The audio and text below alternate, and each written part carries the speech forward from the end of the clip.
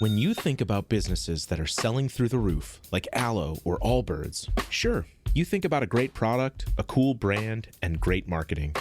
But an often overlooked secret is actually the businesses behind the business, making selling, and for shoppers, buying, simple.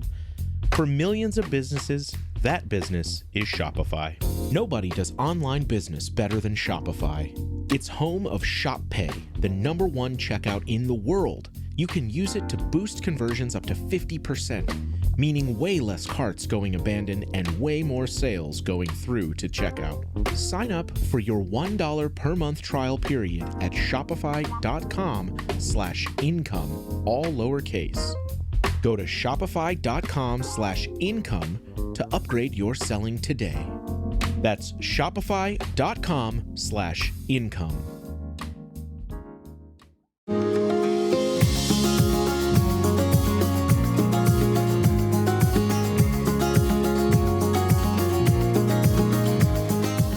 This is Cindy Burnett. Welcome to my award-winning podcast, Thoughts from a Page, a member of the Evergreen Podcast Network. On this show, I chat with authors whose books I have enjoyed about their new releases and others in the book world about the books they have loved. With so many books coming out weekly, it can be hard to decide what to read, so I find the best ones and share them with you.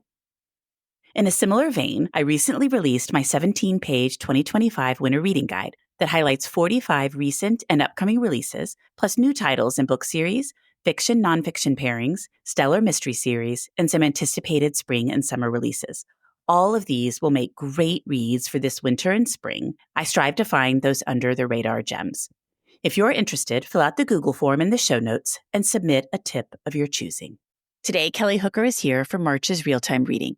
March got away from us both, so as a result, this episode is running in early April, but it is for March's real-time reading.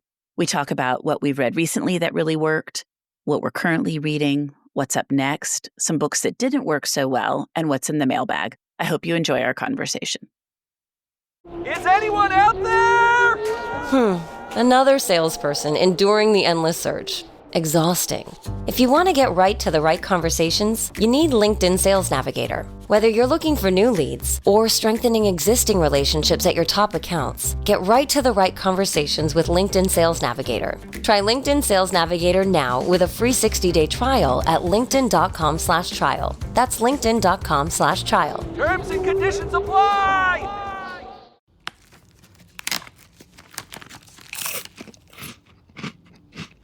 Uh-oh, the last cookie. You can get a new box of cookies in as fast as an hour with Walmart Express Delivery. Are you my guilty self-conscience? No, I'm the voice offering you promo code EXPRESS for free delivery on your first order. Hey, who ate my cookies?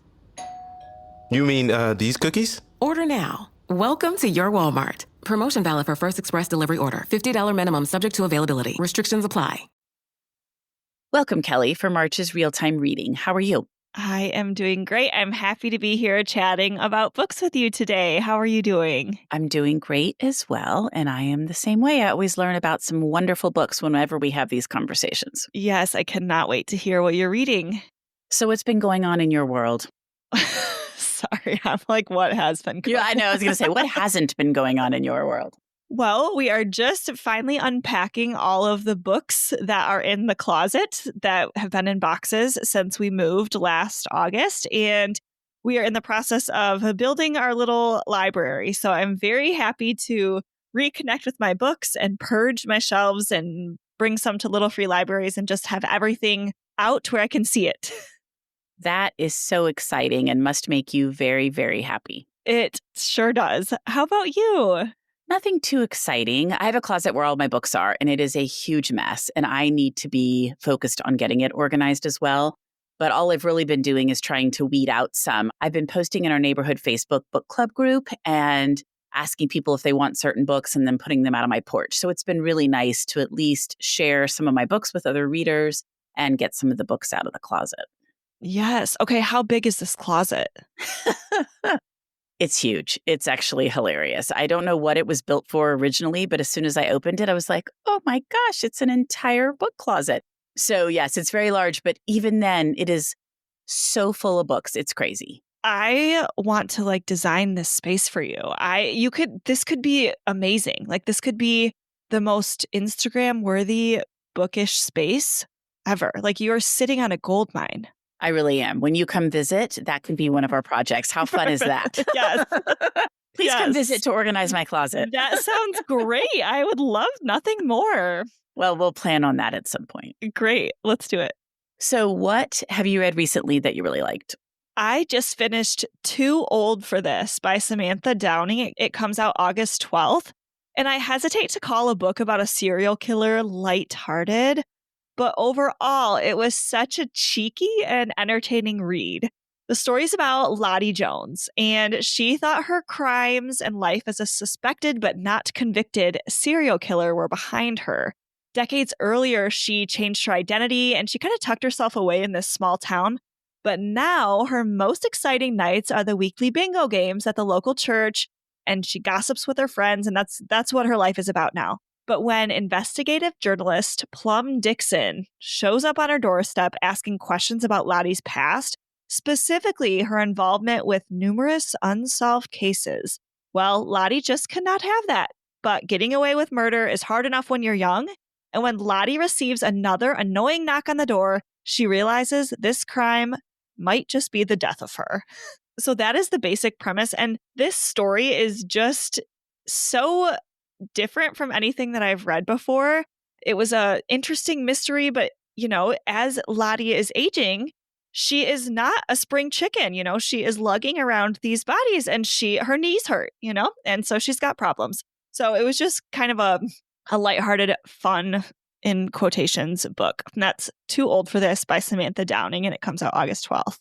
I haven't even heard of that one yet, but I definitely think that whole genre, which I think we talked about last time as well, is becoming such a thing, like murder, but mixed with humor, more lighthearted. It's interesting to see. It is. And the cover is fun. You're going to have to look at it. It's the back of an older woman with like gray, poofy hair, and she's got her hands behind her back and she's holding a hammer. Oh, that is cute. Okay, I'll look it up. Yes. What was your last read? Well, one of my last reads was Let's Make a Scene by Laura Wood, which comes out July 1st. When Cynthia Taylor gets her first real acting job starring in a small British movie, she's over the moon. There's only one problem. Her arrogant and annoyingly handsome co-star Jack hates her, and the feeling is definitely mutual. While they may be at war behind the scenes, their on-screen chemistry is palpable, and the studio sees an opportunity. Have the two young stars fake a romance that will charm fans and draw crowds. 13 years later, the duo have successfully kept their promise to stay far away from each other, until a surprising offer comes to make a sequel to the cult classic that launched their careers. But there's a catch. They must also rekindle their pretend relationship, and this time there's a documentary crew following their every move. So I loved her romance novel last year, Under Your Spell, and dropped everything when this one arrived, and I loved it every bit as much. I just thought it was absolutely delightful. Her books are a little spicier than I usually read, but I find it easy to just skim over those parts. The story is fabulous, and the characters from Under Your Spell make an appearance, which was really fun. Under Your Spell received so much acclaim, starred reviews, a glowing review from NPR. It really did well, and I hope this one will be just the same. She has cemented her spot as one of my favorite romance writers, and my name was listed in her acknowledgments, which really made my week. It was totally unexpected. And that's Let's Make a Scene by Laura Wood. It comes out July 1st. Oh, how fun. I think it's really sweet and special when an author recognizes like a bookstagrammer or a podcaster that has been really influential in getting the word out about their book. So that's so fun to see your name there. It really was. And it was doubly fun because I got to the end. I loved the book. I always read the acknowledgments and the author's notes because I like to see what they're going to reference. And there was this section where she referenced some bookstagrammers, and I was like, oh my gosh, my name is there. So that was really fun. I love that so much. I recently finished The Correspondent by Virginia Evans. This comes out April 29th, and this is a book that both of us have loved and will likely be a top read of the year for both of us. This is an epistolary novel, and it's told through letters and emails, and I just adored this story. Sybil is an older woman who only corresponds to others through writing. It's how she makes sense of the world. Most mornings around 10:30, Sybil sits down to write letters to various people in her life. And also, she writes to authors of books that she has loved, just to tell them about how the story impacted her life. But when letters from someone in her past forced her to examine one of the most painful periods of her life, she realizes that the letter she has been writing over the years needs to be read, and she cannot move forward until she finds it in her heart to offer forgiveness. I think that Sybil is one of those characters that is just going to stick with readers. I loved her character development and the way that she learns the power of community and forgiveness, and the way that her character was portrayed with her quirkiness and potential neurodiversity. It just really resonated with me. And again, I think this is going to be a story that everybody is going to want to pick up. I love this book so much, as you know. It will probably be my top read of the year. You'll be so happy I'll have a favorite top read. What? Because I think so far, at least, this will be that. I read it a while ago, but I interviewed Virginia just yesterday, and it will run near her pub date. And I had the book back out, and I just was reading letter after letter and thinking, I love this book. It's probably one of my all-time favorite books. I just think it's beautiful. It is. And the way that the letters and emails are done, Virginia just kind of weaves the tale together in a way where there's like a little bit of mystery and you're like, what's going to happen here? And just how the story unfolds through the letters felt really creative to me. And I really liked Sybil's story arc. Mm-hmm.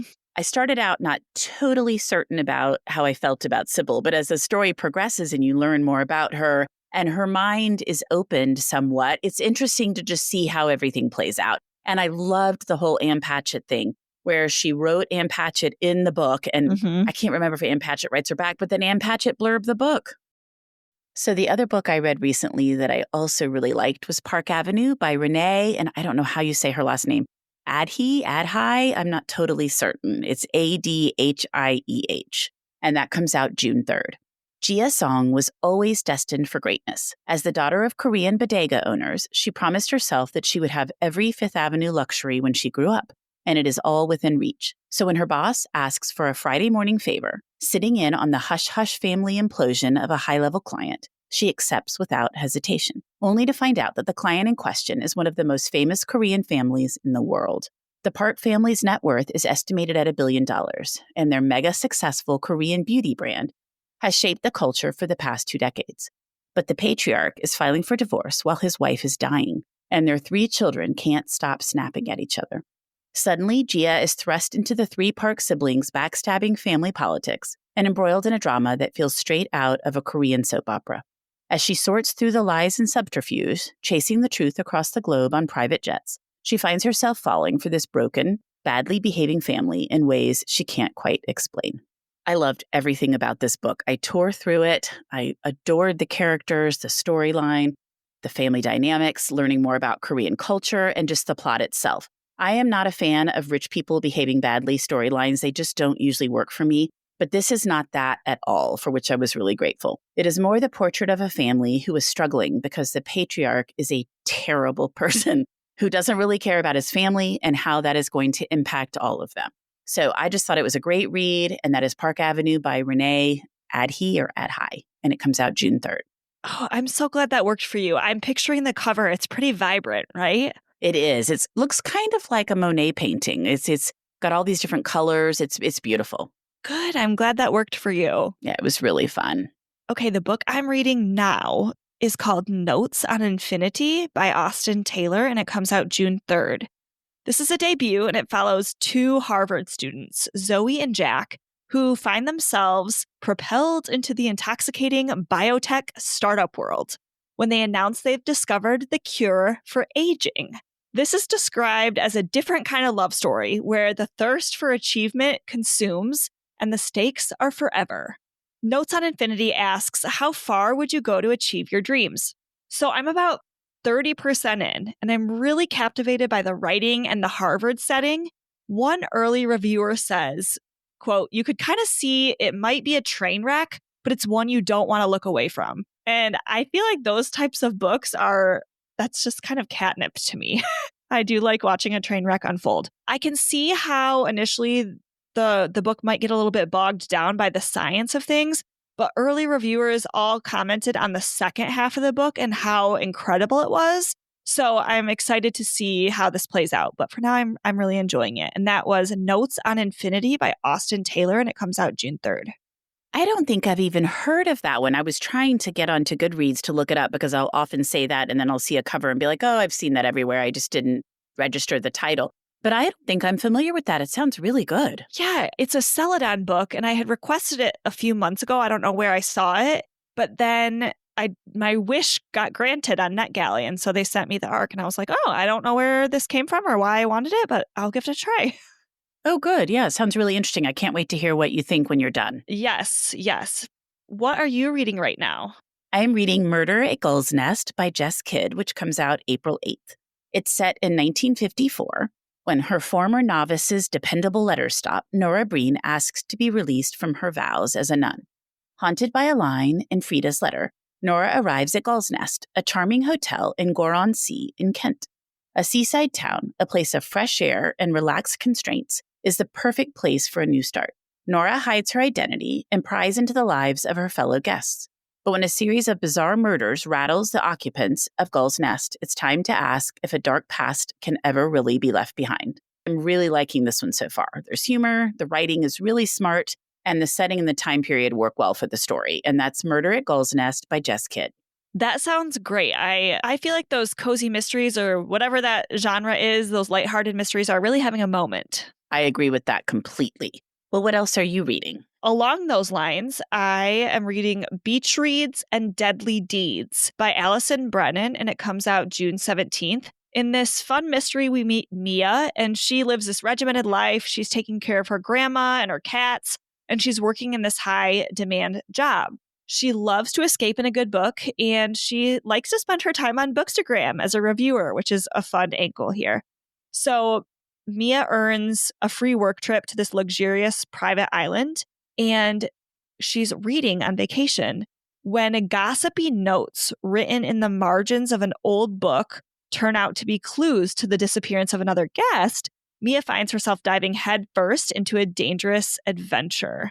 I just started this book yesterday, and the reason that I picked this up is because the author will incorporate real-life authors as clues within the story, which I think is such a fun treat for book lovers.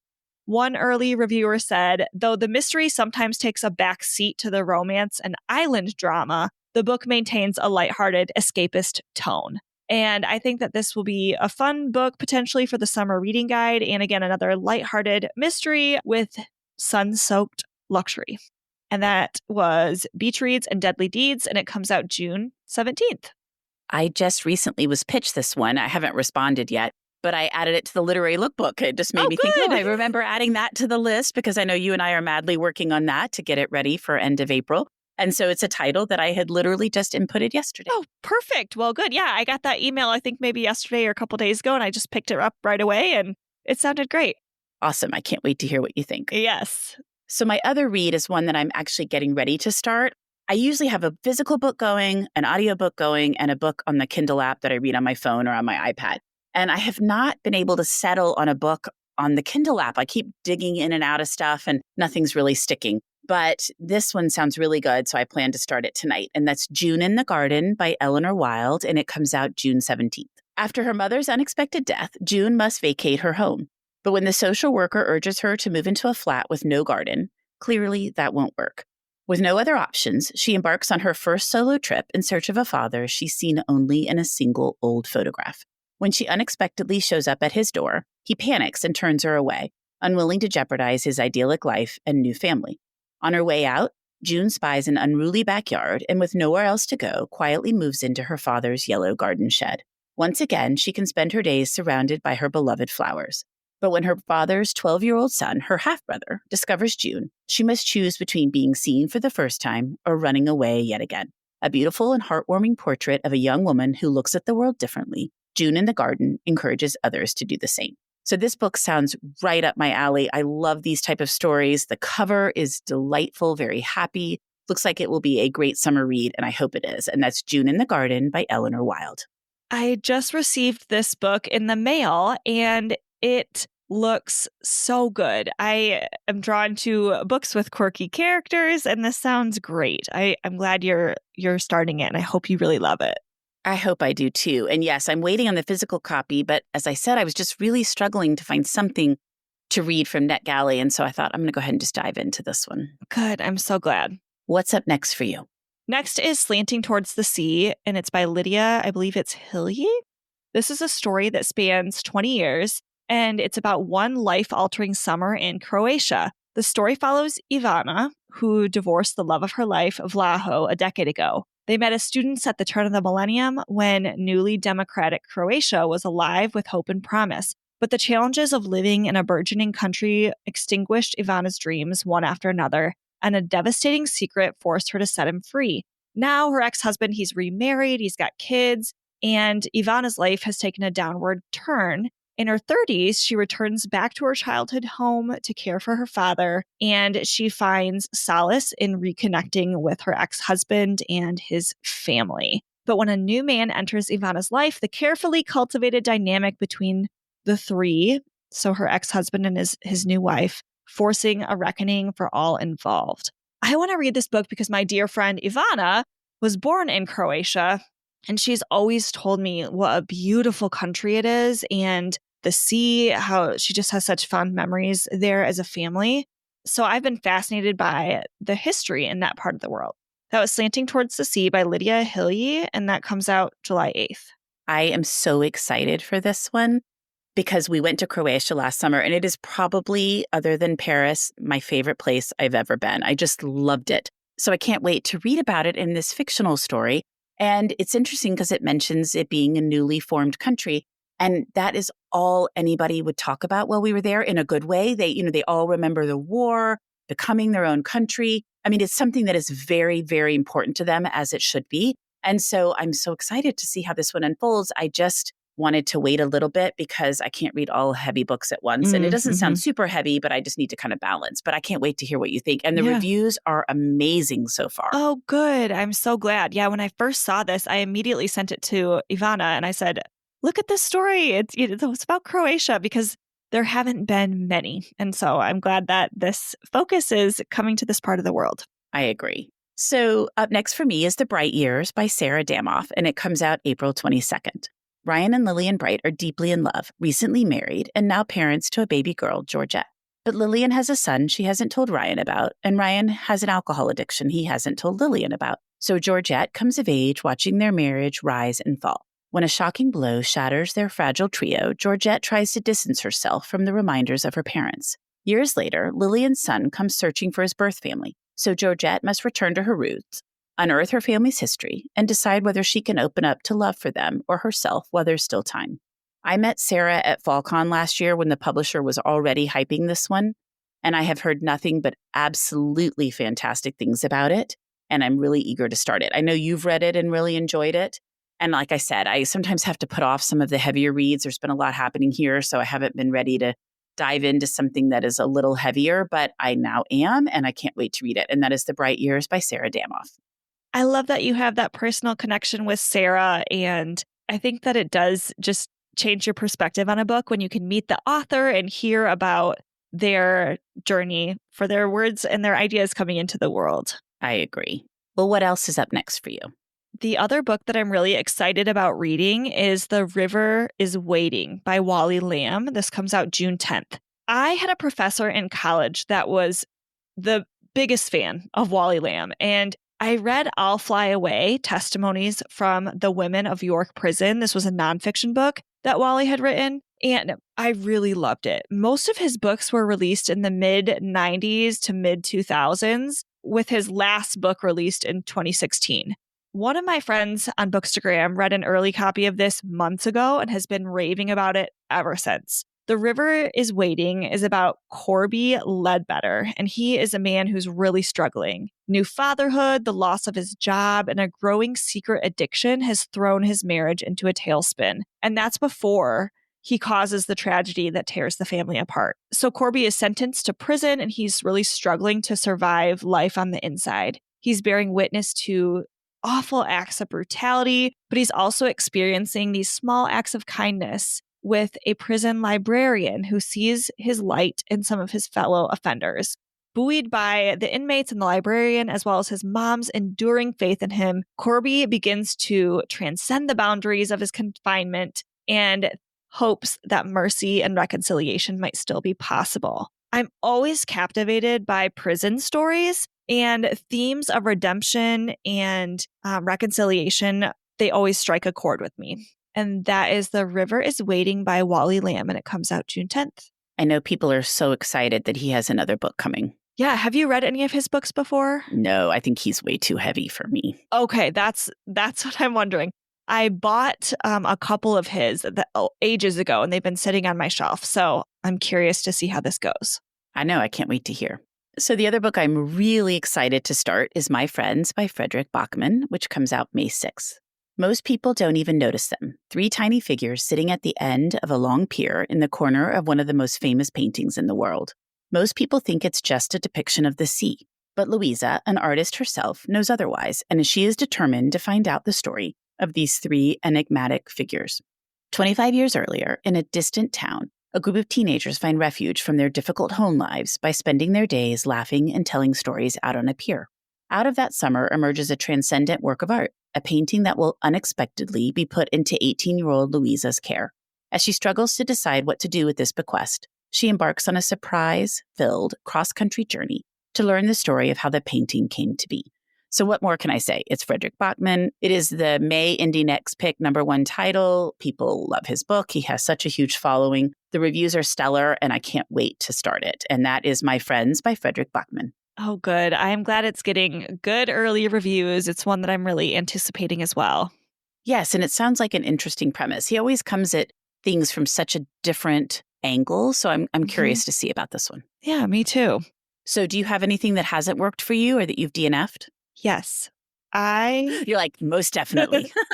Yes. I recently read 50% of The Compound by Rawle. This comes out June 24th. It's described as Love Island meets Lord of the Flies. And it's about Lily. She's this bored, beautiful 20-something girl. She wakes up on a remote desert compound alongside 19 other contestants, and they're competing on this massively popular reality show. And to win, she's got to outlast her housemates to stay in the compound the longest while competing in challenges for rewards. And some of these rewards are like luxury rewards, and some are just like basic household needs, like food or like a door to their bathroom. Outside the compound, the world is falling apart. We're not exactly sure what's happening, but they can see fires off in the distance.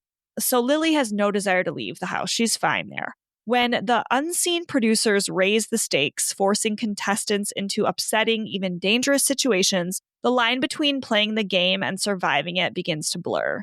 If Lily makes it to the end, she'll receive prizes beyond her wildest dreams, but what will she have to do to win? Okay. I'm just laughing because we've already been through all of this, so I can't wait to hear your thoughts again. I loved the premise, and the cover is great, and it sounds like maybe a blend of like just dystopian or climate fiction with like reality TV. This was not a quick read for me at all. Like the writing felt at the same time very dense, but also very one-dimensional. I don't know if that is possible, but this author struck that balance. The characters are very flat. I couldn't remember anybody's name, and there was no background information on any of them. And I wonder, because I DNF'd at 50%, maybe that's intentional because there's all these characters, and the point is like you just care about yourself anyway, and so maybe the characters don't matter. But that style didn't really work for me. I just want to know a little bit more backstory instead of like, hey, here's 19 people, we're just going to plop in a house. This was also very boring. So I made it halfway, and really like there was a few like upsetting challenges, but like they got a bathroom door, we got some food, but like what is happening? Nothing. Nobody's died. We don't know what the fires are. Like I just wanted a little bit more early on. So I guess I don't even really care about what happens. If somebody reads this and wants to let me know, I guess I'd be curious, but I had no problem DNFing this book. I was reading it on the way to Florida with these kids in the back seat. These kids, like my kids. I know, it's like these kids. These like kids I have some there. random children in the back of my car. They were back there demanding snacks and activities and all the things. And this book was in my lap on my Kindle. And I'm like, no, this is not it right now. This is not it. I was laughing because I got pitched this one recently and I was like, oh no, I've already heard all about this one and it does not sound good. And maybe I was just crabby because I was in a car for 17 hours with my children, my own children, but it was not a good fit for me. That was The Compound by Rawle. Well, I have to say, a book described as Love Island meets Lord of the Flies isn't probably going to be my genre anyway. Well, this is interesting too. Right before I read this book, we had chapters and chats with Meg Tatey, who is the author of Bluebird Day and Super Bloom. And she was talking about originally how one of her books, she had started to write it in the structure of a reality TV show. And her publisher or her editor had said, books that are designed to read like a reality TV show often don't play out well for readers. Like it's just hard to get that format right. And I was like, that's interesting. I hadn't heard that before. But then when I picked up The Compound, I was like, oh, I see what she means.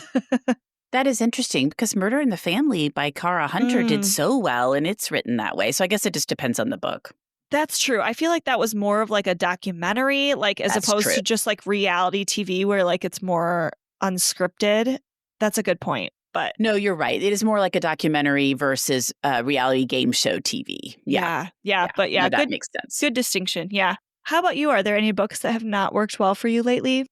I have a couple. I have one that I finished. It's called Inner Space by Jakob. I guess it's Szamalek maybe, which comes out in July. So I am always interested in stories that are set in space. So I tried this one. It is set on the International Space Station.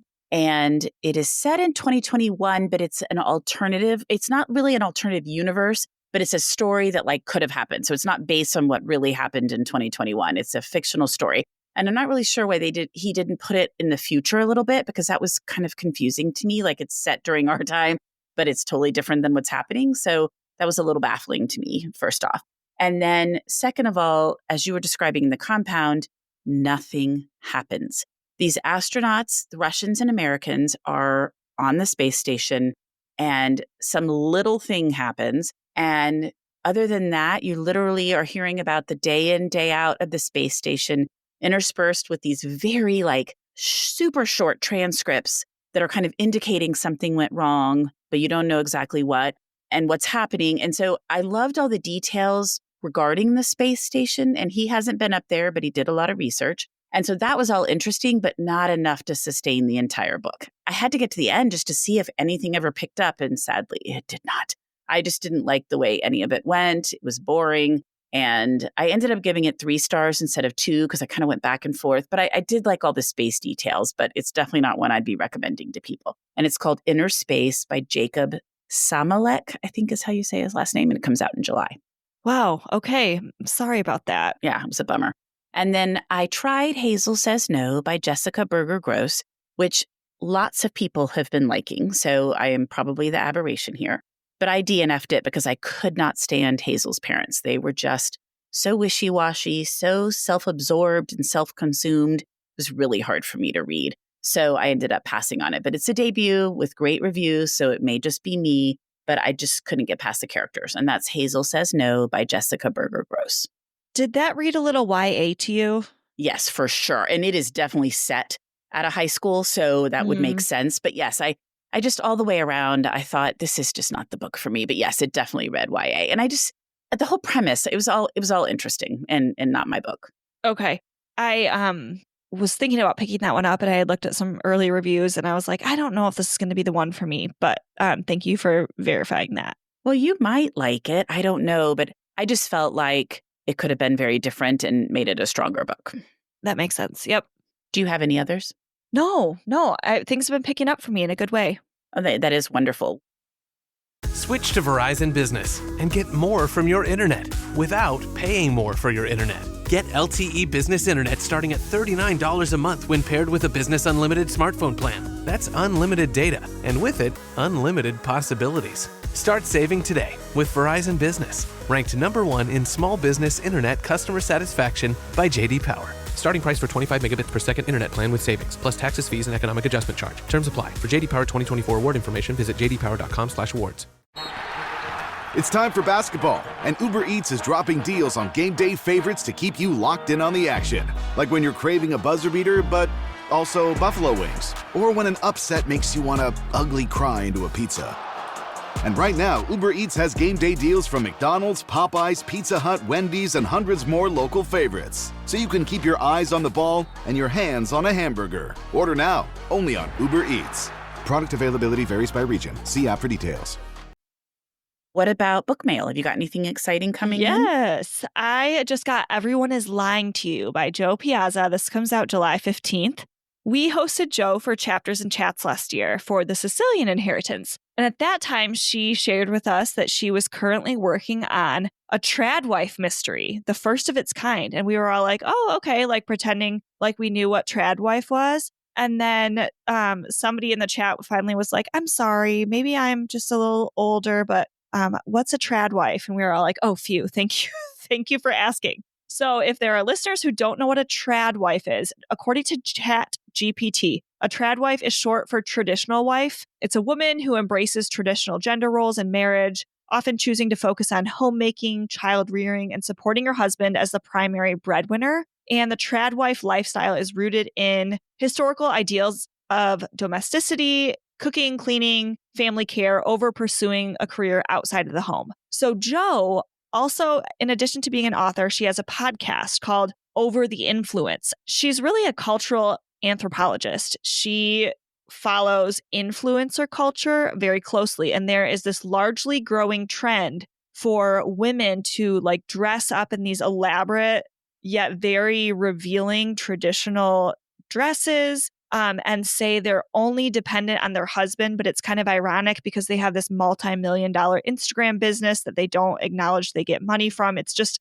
a very interesting dynamic that Jo has gotten way deep into. And so this thriller is about two women who were friends in college, but they kind of lost touch. And then years later, their paths cross. And one of these women has turned into like a tradwife influencer. But it sounds like all is not well in paradise. And somebody goes missing. There's a murder.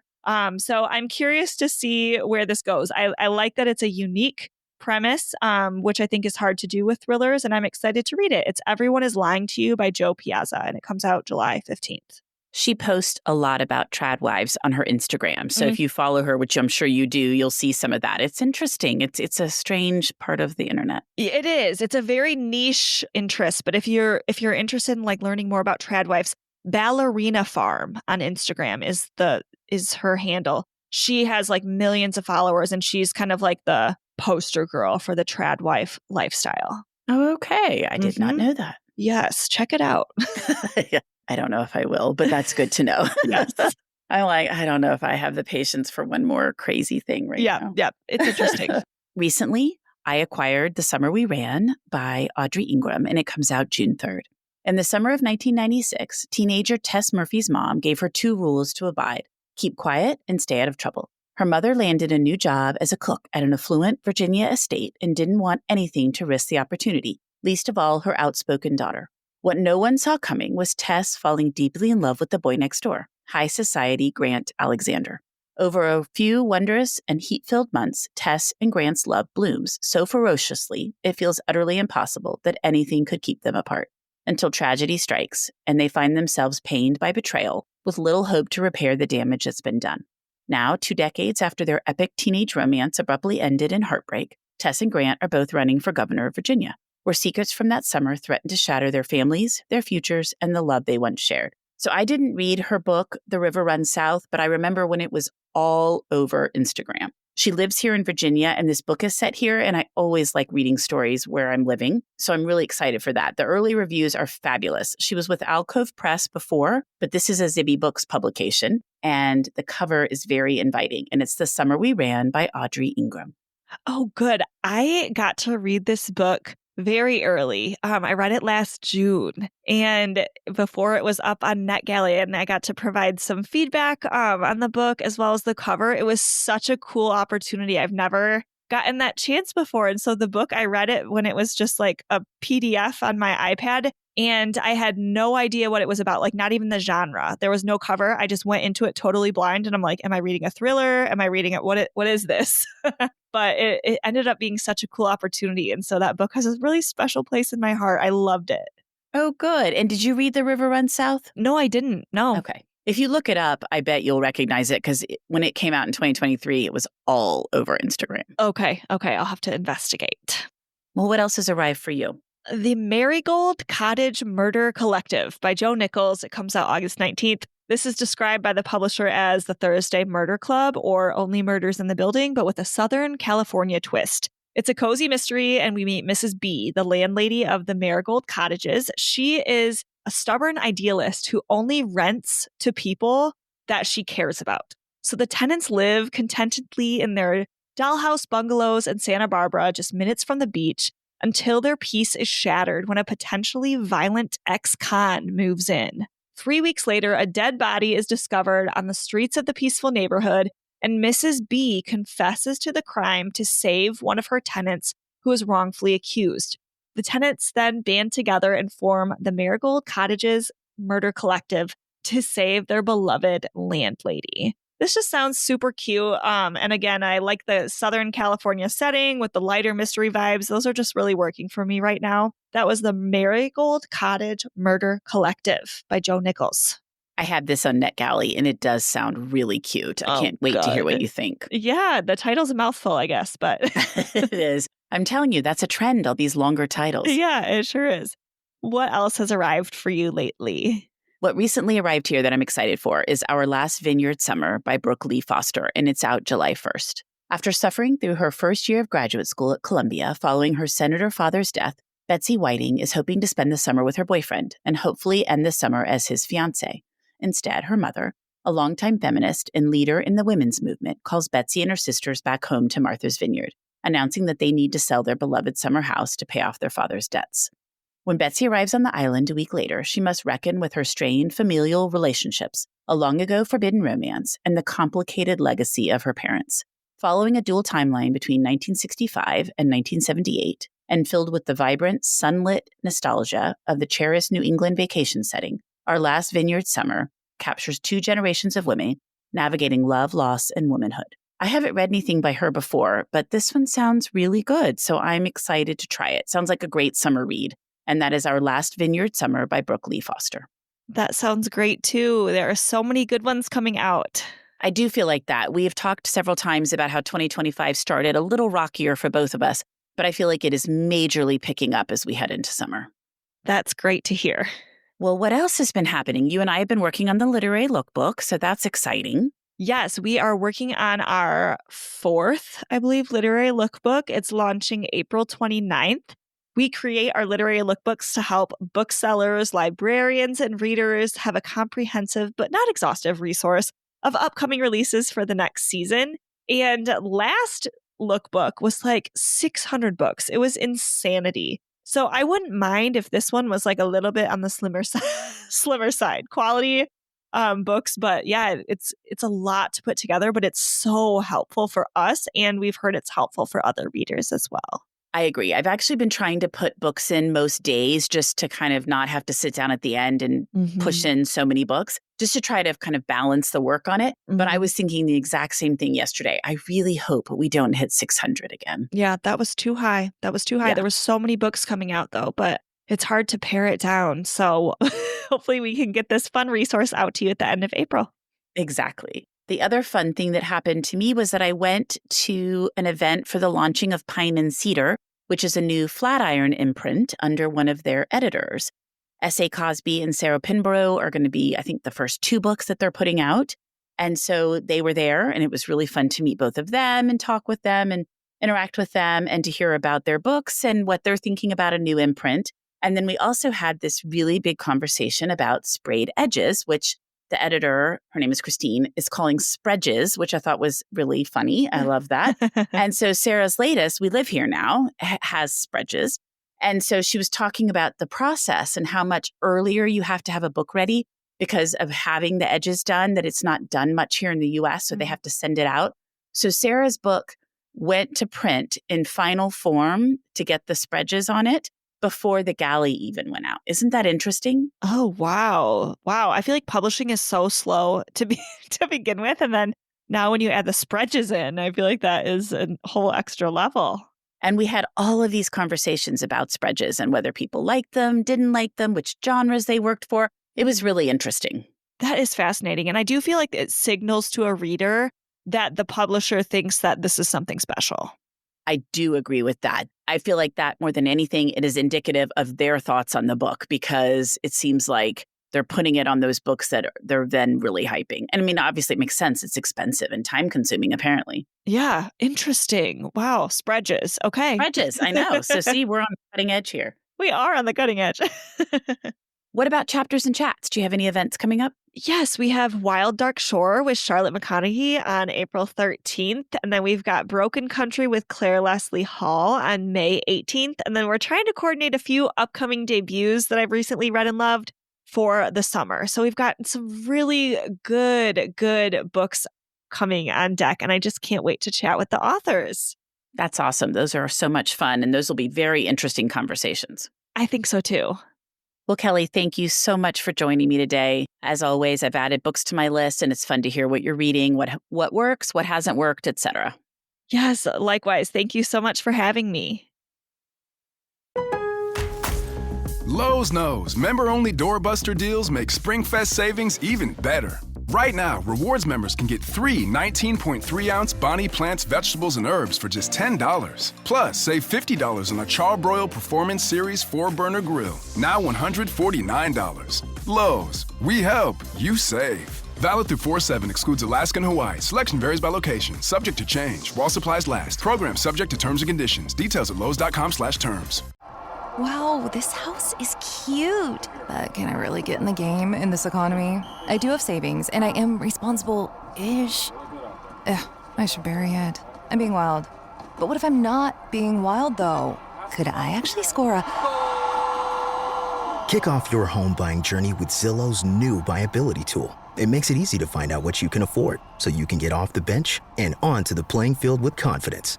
Check your BuyAbility, only on Zillow. Thank you so much for listening to my podcast. I would love to connect with you on Instagram or Facebook, where you can find me at Thoughts from a Page. If you enjoy the show and have a moment to rate it or subscribe to it wherever you listen to your podcasts, I would really appreciate it. It makes a huge difference. And please tell all of your friends about Thoughts from a Page. Word of mouth does wonders to help the show grow. I hope you'll tune in next time.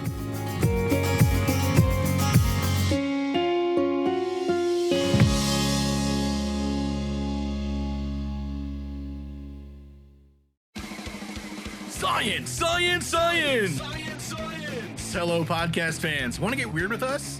Come check out the Mad Scientist Podcast. We're a weekly show that looks at the history, philosophy, and hard facts behind your biggest paranormal questions. Did the government really pay for a psychic spy program? Yes! Is it true that surgery got its start in grave robbing? Yes! Can a roller coaster really kill you? Legally, we can't say so for sure, but sometimes, yes! Join myself, Chris Cogswell, and my co-host, Marie Mayhew, as we examine the science, philosophy, and history behind the strange and unusual. All to discover what's possible and plausible versus what's, well, just made up. Check us out wherever you find your favorite podcasts. The Mad Scientist Podcast. You know, a lot can happen in 7 minutes, and luckily, that's how long it takes me to tell a story. My name is Aaron Califato, and I'm the creator of 7 Minute Stories. I'm proud to partner with Evergreen Podcasts, and I'd like to invite you to join me on this journey. I'm going to take you on some crazy roller coaster rides using my unique extemporaneous storytelling style, and together, we're going to try to make sense of the world, all through the art of storytelling and all in approximately 7 minutes.